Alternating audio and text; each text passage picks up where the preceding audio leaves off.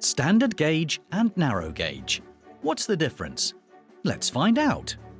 On the island of Sodor, there are many different kinds of engines, but only two kinds of track: standard gauge and narrow gauge. Whether they are steamies or diesels, most of the engines on Sodor run on standard gauge track.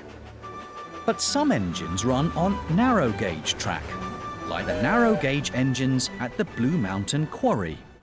Narrow gauge engines are smaller than standard gauge engines, and their wheels are closer together.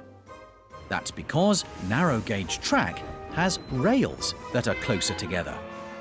Because narrow gauge track is smaller and lighter to carry and build, it is better for use high up in the mountains. And because narrow gauge engines are small and the tracks are narrow, they can make tighter turns in the mountains and other small spaces, like the steamworks.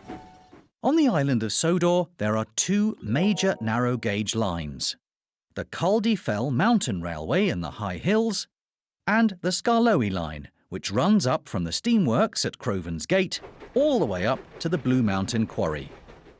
The Fat Controller is in charge of the standard gauge lines on the island, and the narrow gauge lines are run by the Thin Controller. The wheels of standard gauge engines like Thomas are too wide to fit on narrow gauge track, and the wheels of narrow gauge engines are not wide enough to fit on standard gauge track. It's the same for narrow gauge trucks too.